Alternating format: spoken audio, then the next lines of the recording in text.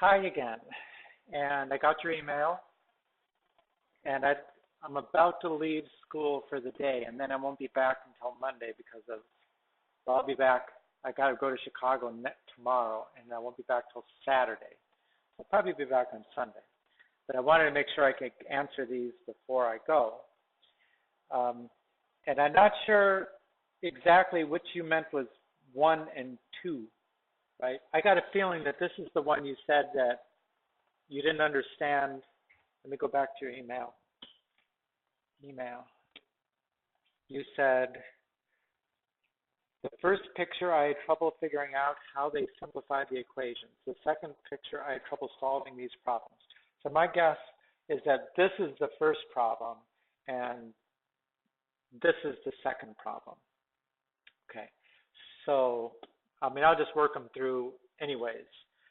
The first thing when you're looking at a problem like this,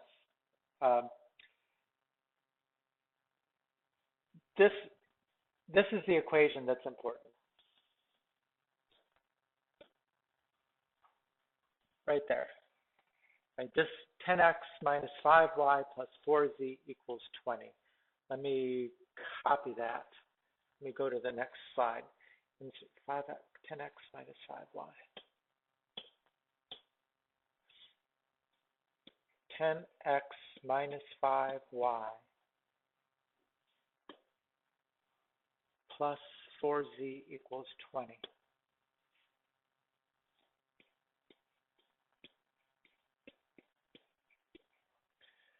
Right, now understand that up till now probably, you are used to using equations that have x's and y's, but you probably didn't do anything that has a z in it, right?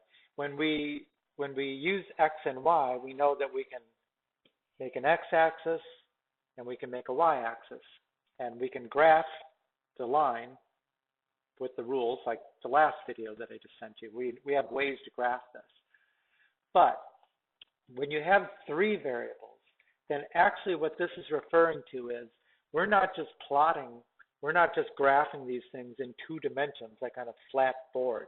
This is actually in 3 dimensions, right? It has if you could imagine it, if this was like the Earth, right? The x is the left and the right, which is longitude, right? West longitude, east longitude. The y is the north and south, right? And the z is the vertical height above the ground. So I could say that I am at the latitude and the longitude, which is at Hampton, Virginia. However, I could also say that I'm at the ground, which means z equals 0. Or I could say I'm at 10,000 feet above the ground in the atmosphere, right? These 3 are going in 3 different directions. And most of the time, the way that we show this is with axes that look pretty much like theirs looks right here. The way I always draw it is like this. Okay, the x-axis always comes out of the board. So if you can imagine, this line here is supposed to look like it's coming out of the board, and positive x is out this direction, negative x is behind the board, so to speak. Right? This is the y-axis, right, with positive y. Positive y is to the right, and negative y is to the left. And you can imagine that y-axis is flat with the board. Right? The z-axis is the up and the down. Right? Positive z is up, and negative z is down.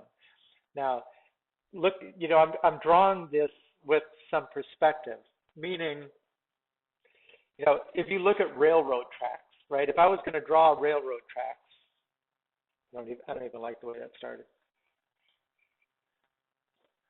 Right? If I draw railroad tracks, something like this, and I make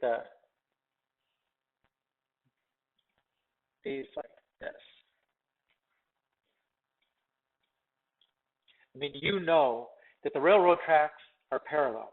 They're not actually getting closer. I'm showing them getting closer to give the effect that it's getting farther away.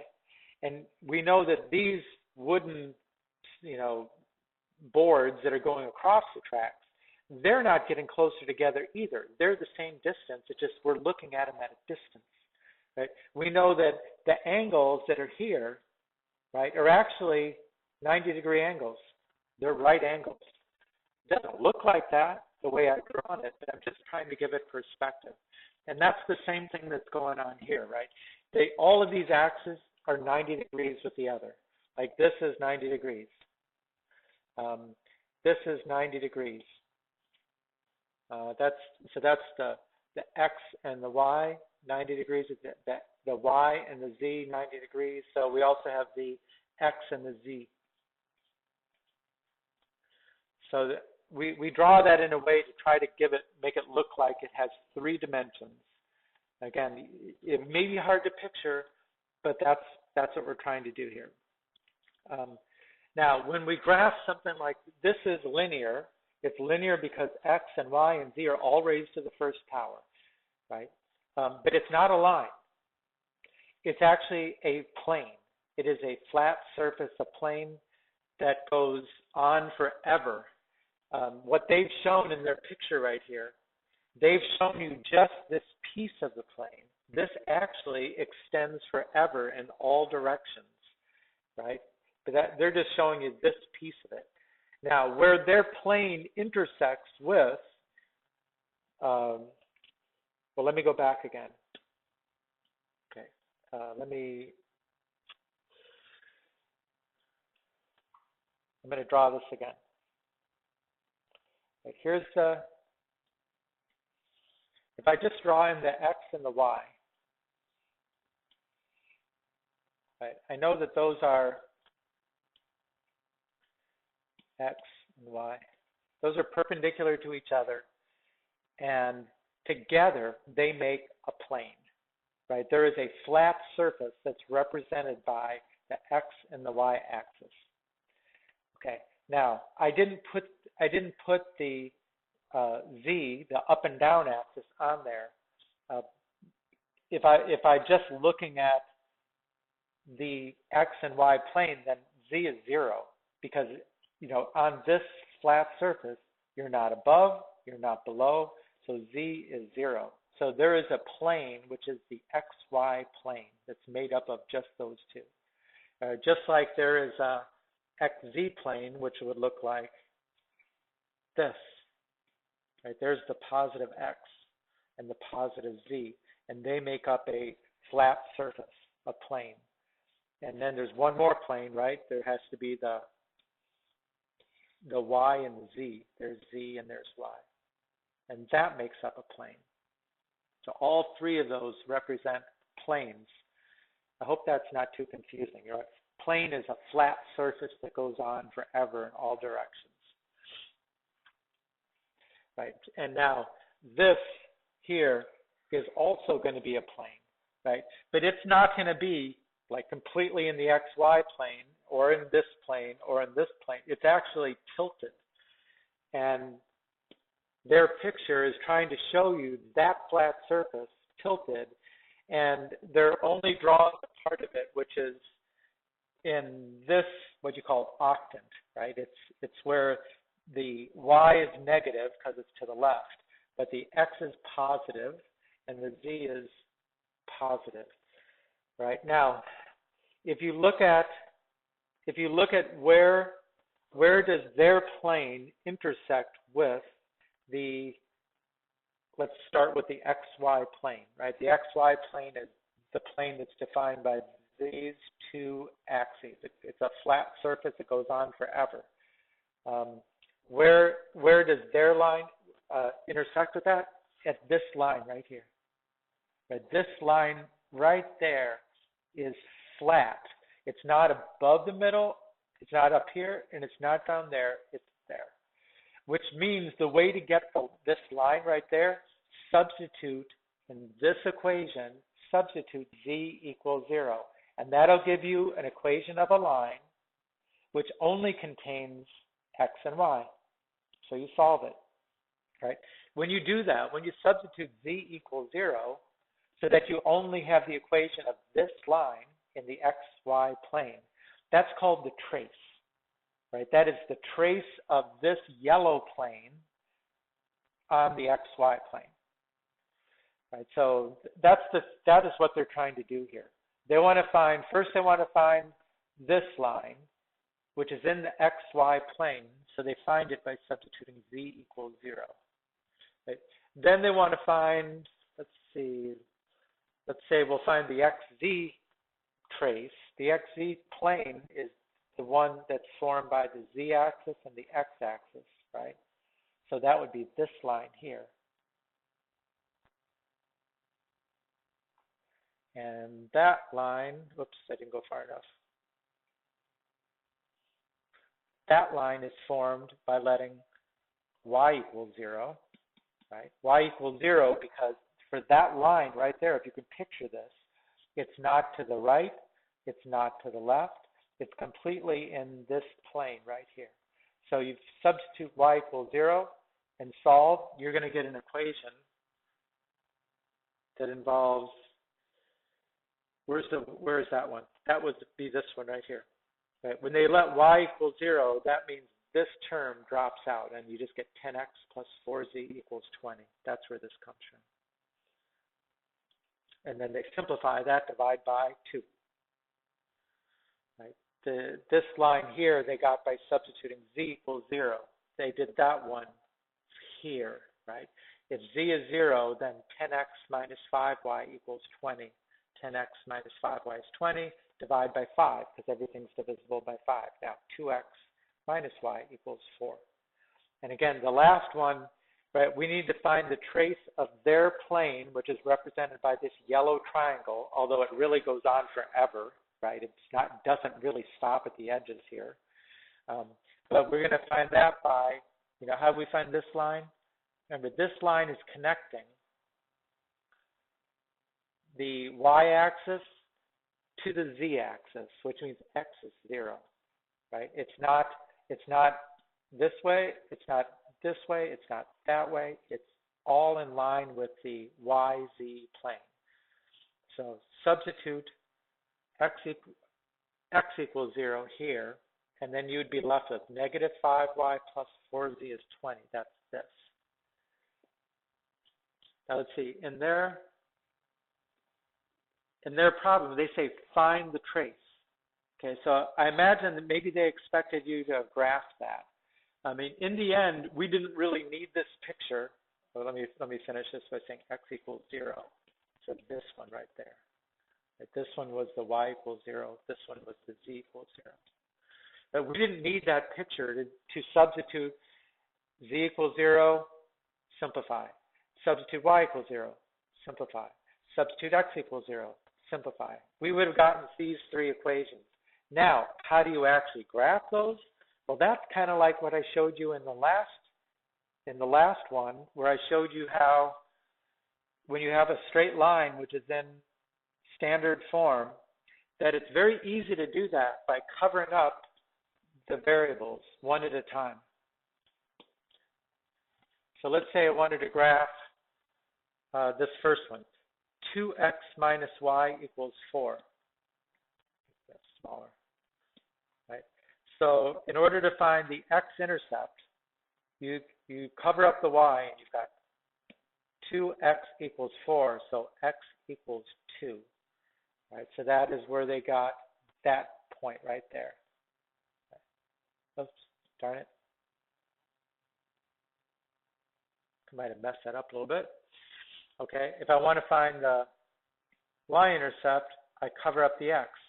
Negative y equals 4, which means y equals negative 4. That's where that point comes up right there. And then they drew the line. Okay, for the next one, right, in order to find the x-intercept, right, this is now going to be a line that involves x and z. So first cover up the z. 5x equals 10, so x equals 2. Right? That's this point right here. Can you see that, I hope? And then to find the other one, I cover up the 5x, 2z equals 10. right? That is actually 2z equals 10, so z equals 5. That is this point up here. Okay, and then the last, we really don't need to do anything more because at this point we already know this point, we know this point, and we just found this point. So really all you really have to do is connect this point, right? I'm just never sure whether you can see this, right? This point with this point, and there's your trace. I mean, if I did this, I could have gone negative 5y is 20. So y equals negative 4. Well, we already had that point on the y-axis. And if I wanted to find the other, I would cover up 4z equals 20, so z equals 5. And we already had that point right there. We already had that one. So again, I mean, that's what we're doing here. I think it might be hard only because you're not used to visualizing things in 3 dimensions, or to try to understand that this yellow triangle that we're looking at actually goes on forever, right? If you could imagine it's like a flat surface, but it goes on forever in all that flat surface in all directions. Just like a line goes forever to the left and the right, we usually draw with arrows on either end. Well, you can't hardly do that with a plane, but we can picture that, right? And then these lines, which you get by substituting each variable equals 0, and then writing your equation of a line. Those are called traces, right? Each one of those lines is a trace. So I hope that that's enough to help you with that. Now, the next. I'm not really sure, there's a lot of ways to go with this. And my first thing to understand, my guess is you're probably not solving this using a graphing calculator at this point. I taught this today in pre-calculus, how we use the graphing calculator and matrices to solve an equation like this. But I doubt that that's the way that you did that. So I need to refresh myself something on this.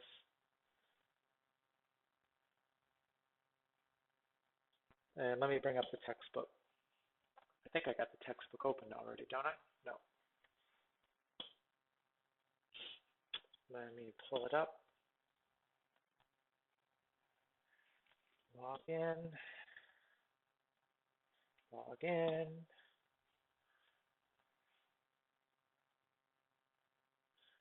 Student edition textbook.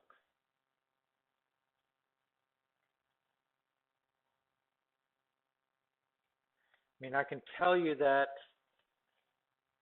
let's see, is it here that they do this at the beginning?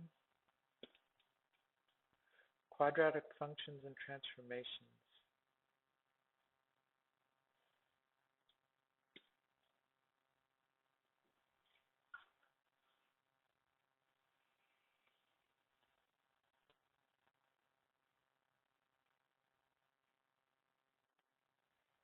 So let's see, a parabola contains this point. Okay, that's not right. Okay, let me go to another. Systems of equations. That is linear systems. Solving systems. Yeah, I just want to remember where they get at this. And I should. Sorry that I don't exactly. But I'll say that, there is one way you can do this.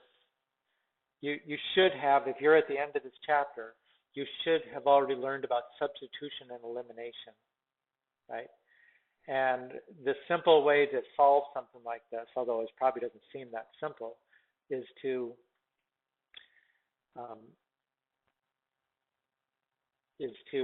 let me do this. Edit, copy, edit, paste. And then I'm going to bring this down. I'm going to write my equation here. So x plus y plus z equals negative 1. 2x plus 4y plus z equals 1. And 3x minus y minus z equals negative 15. Right.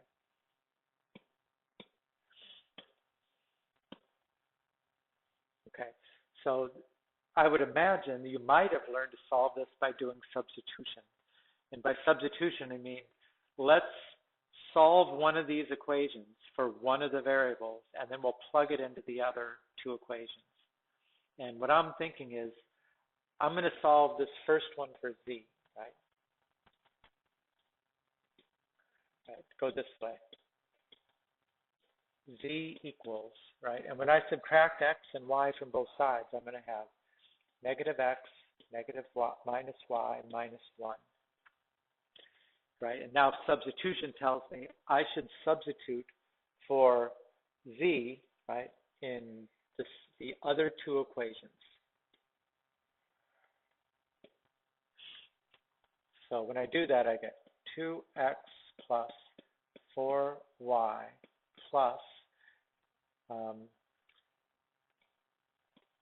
negative x minus y minus 1 equals 1. Right? Can you see how all I did is I put in the place of z what z equals according to what I did up there. Right now I'm going to do 3x minus y minus negative x minus y minus 1 equals negative 15. So again, all I've done is replace the z in these two equations with what z equals. Okay, now let's simplify. Right, this becomes 2x plus 4y minus x minus y minus 1 equals 1. The next one is 3x minus y plus x plus y plus 1 equals negative 15. Now there's some combining of like terms that we can do, right? We can combine this 2x minus x, 4y minus y, and then we can add 1 to both sides at the same time. And then we can combine 3x plus x, negative y plus y, and we can subtract 1 from both sides. Right? That's going to give us, in the end, that'll give us x plus 3y equals 2. And then the second equation, the 3x plus 4x will be 4x. The negative y plus y here and here cancel. And when I subtract 1, I'm going to get negative 16. Right? So we do substitution to eliminate one of the variables, and now we have two equations with two variables. And then that's something, again, you could use substitution or elimination to solve. Since one of these equations actually doesn't even have two variables, the easy thing to do here is going to be, let me take this over here. Let me say that now x equals negative 4, right? Because 4 times x equals negative 16, x must be negative 4. And now I can substitute into the other equation, negative 4 plus 3 times y equals 2. Therefore, 3y equals 6. Therefore, y equals 2. Okay, so we just solved for the x and the y. Right? X equals negative 4 from here. Y equals 2 from there. And then we've got to go back and solve for z. And as always, when you do substitution, if you want to solve for that last variable, you should go back to that first step when you solve for z. Right? This is the perfect place to plug in x and y and calculate. Right? Z equals, now that we know these, -4 minus 2 minus 1, right? Which is 4 minus 2 minus 1, which is 1.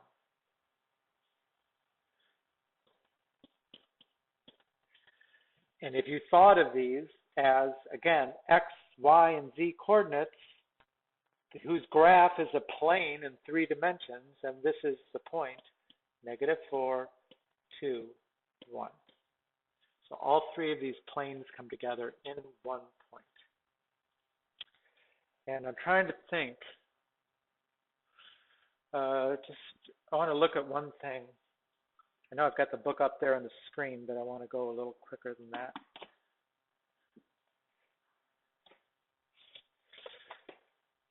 Solving a 3 by 3.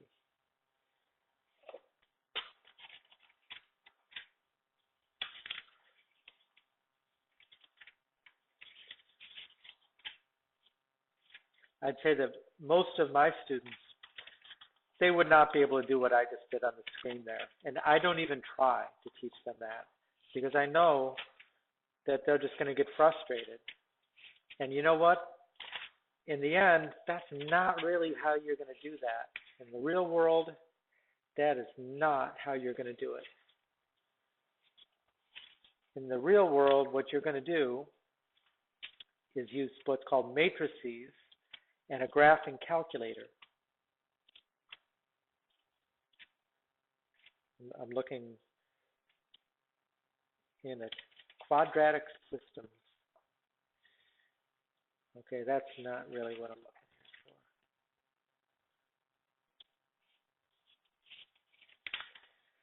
Yeah, I don't see. It was in our old book. I'm pretty sure you probably. Okay, here we go. Solve each system by elimination. That was lesson C, section 3.5. Sorry. 3.5.